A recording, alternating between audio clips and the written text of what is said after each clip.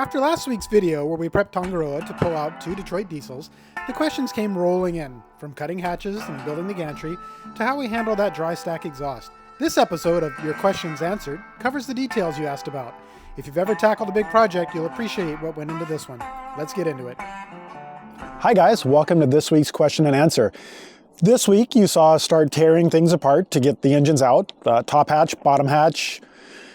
Still a lot of work to go, gantries to build, whatnot, but we'll go ahead and answer the questions for this week. Don't forget to hang out until the end to see if your question made it in the comment or question of the day, and hope you guys like it. So, first question's from...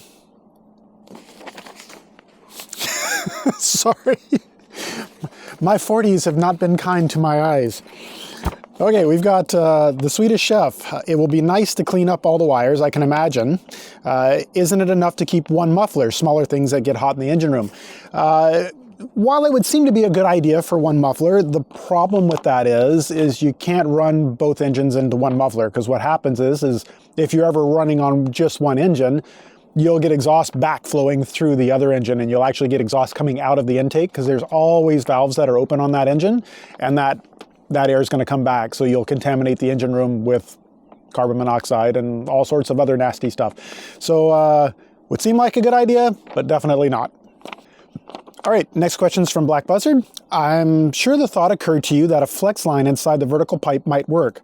What with the smaller engines going in? It could, however, one of the big reasons why I did it that way is because we weren't planning on putting any exhaust back through the stack. The ventilation in the engine room was pretty bad, and we're going to be going offshore with the boat. So rather than pulling the air from the side of the boat where we're going to be potentially getting a lot of spray, that's going to be my exit with fans, and the air intake is actually going to be the stack. So that gets us nice clean air from the very top of the boat and blows air out the side of the boat, which is going to reduce the chances of getting moisture into the boat through the side vents. Next question we've got from Brent McMahon 8188. I have a question. What are you going to do with the weight difference? The 6.7s together only weigh 2,000 pounds and the Detroits weigh 10,000 pounds, and your stern is going to be 4 inches in the air. Just kidding, but there will be a huge difference. Yes, there is a huge difference. It's roughly around 6,000 pounds. The Cummins actually weigh closer to the 3,000 pound range, maybe a little bit more than that once they're fully dressed. Funny thing is that weight is actually in the front of the boat, not in the stern of the boat. So it did lift the front of the boat up a little bit. However, the weight that we've removed is roughly around the same amount that we'd removed from emptying one of our, I guess 5 keel tanks. So we have 3 water tanks. What is it? Sorry, I'll start again there.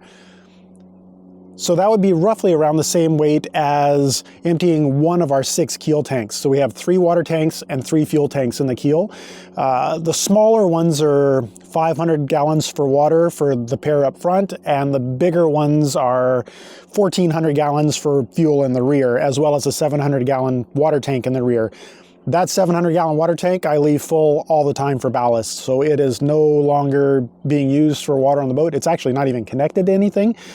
So it makes for a good ballast for us. I'm also working on trying to get a hold of a naval architect to run some numbers for us, just to see where we sit now after everything's changed. Next question, from Andy Guest 6543. Would it not be ideal to keep the runaway block off? Even the new engines could have a failed turbo, etc., and self-fuel. Well, unfortunately, the block-offs are a completely different configuration that we would need for these engines, so there's not a lot that I could keep on them. The original truck engines did actually have an intake valve, and I believe, don't quote me on this, but I believe they use those for engine braking.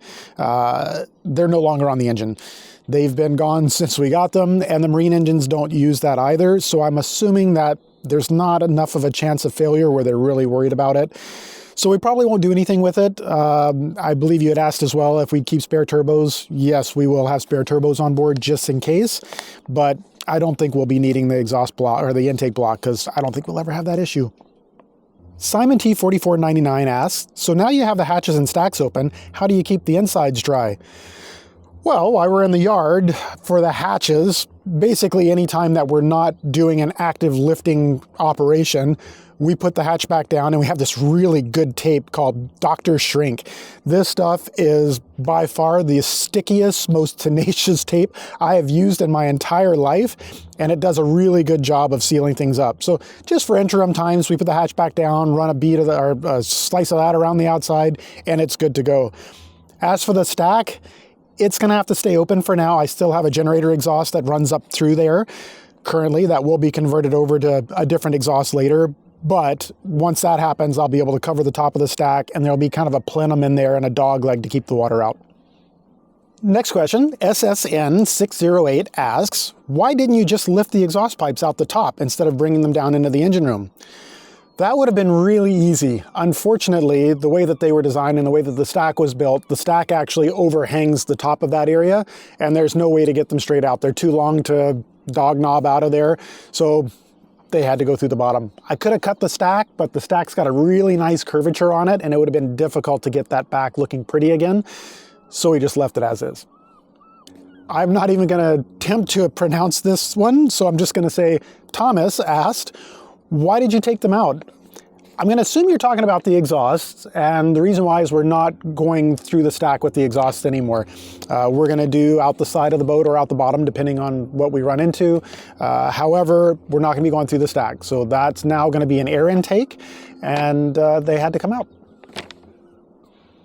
We've got a question from Magic Man 9486. What's it like living at anchor all the time? Retired and thinking of trying it for a summer. Honestly, we love it. It is so nice being out here at anchor. I mean, look around right now. This is what we live in every day. It's not always quite so nice as this, but we've been fortunate this week for some beautiful weather. I would highly recommend it. There are definitely some things that you have to keep in mind. You have to find a place to keep tinder to get to and from the boat. A lot of times you have to find a place to keep your car.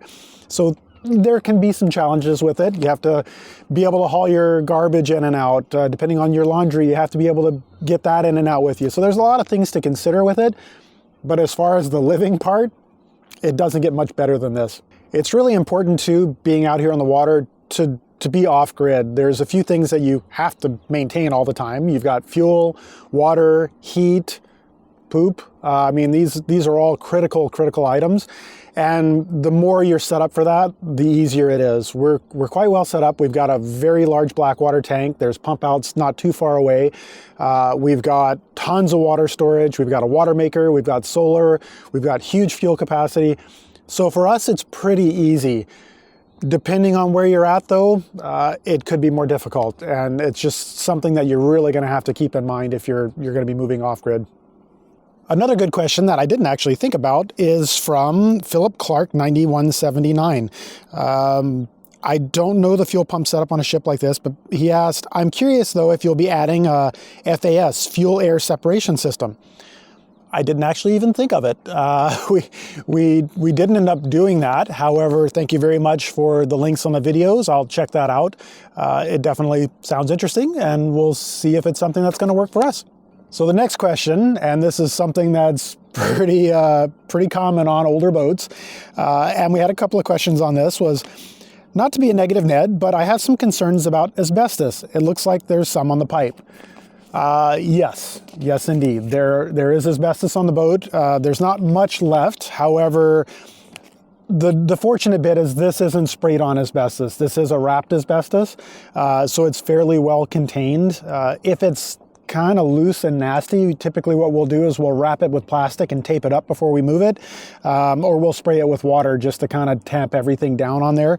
But yes, there is some asbestos there, and it can be nasty stuff, and I'm sure there's other ways that we could handle that, but that's how we did it, and that's it. Jet Driver asked, I'm curious, do you have any idea why the boat was built with Detroits in the first place? Based on everything you've done, they seem to be the wrong engines, period. That's a little bit of a loaded question. The boat wasn't built originally as you see it now. There have been changes to the hull form on this, or at least somewhat. There's a 12-foot extension on the rear. I believe it was just originally built for more speed. I think the top speed was supposed to be in the maybe 15 to 17 knot range. And speed is exponential with power, or power is exponential with speed, meaning the more speed, how fast you want to go, your power rise is huge. So that's basically what I'm guessing with that, is they spec the engines for the original configuration, and the way that it's configured now and the usage that we're having with the boat is just not the same. So we have Jay Weldy asked, with the changes in weight occurring, will you need to rebalance the boat? There's a chance we'll have to move some stuff around or add some ballast here and there. As I touched on earlier, I am trying to reach out to a marine or naval architect just to have some numbers crunched to see where we sit now. But we are a bit bow high compared to where we were, and whether or not that's going to be a major issue, we'll find out.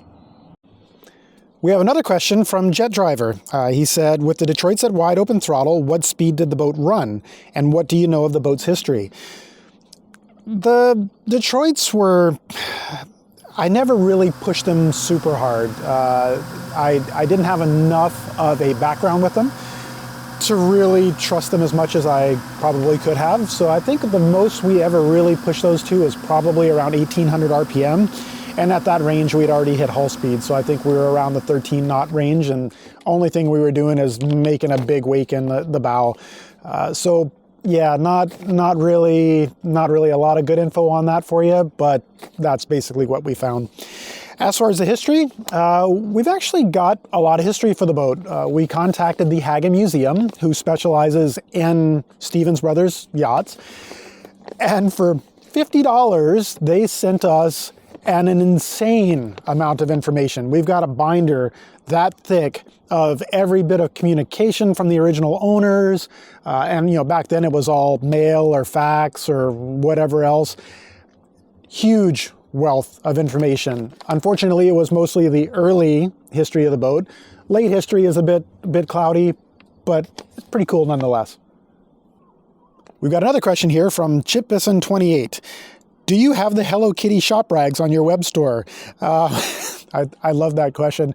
And those bag of rags, I absolutely love them. I've been buying these rags from the local auto parts store for probably 10 years at this point, and they're called recycled wipers, and they're basically just t-shirts cut up into bits. And the amount of things that we have found on t-shirts cut up in these bags, from like fully bedazzled t-shirts to Hello Kitty, is amazing, and it always brings a smile to my face when something like that comes up. But on that note, May 10th, we're going to be launching our new website, and we're actually going to have a web store on there. So if you're interested in seeing what we do have on the web store, check it out. I don't know that you'll be finding the Hello Kitty rags on there, but hopefully something else might catch your eye. So that's got us through all of our questions for the week. And now it's time for the comment of the week. I found this one to be really funny, and I got a good laugh out of it. It's not so much a question as a script, I guess you'd say. It came from OM617 Yoda 7. And the script goes as such. Guy who commissioned the boat. I want 1,000 horsepower. Boat builders. Well, we can do that, but hull speed can be reached with a third of that, and you'll save money. And guy, no, 1,000 horsepower. Builders, righto, sign here. Make sure you spell our name right on the check. I just thought that was great. Thanks for that one. That's it for the week, guys. Stay tuned for the next video coming out on Sunday, and get your questions and comments in for next Thursday. If you missed the video these questions came from, check out We Need to Cut Holes to remove 2 Detroit 12V71s. That's where the real work began.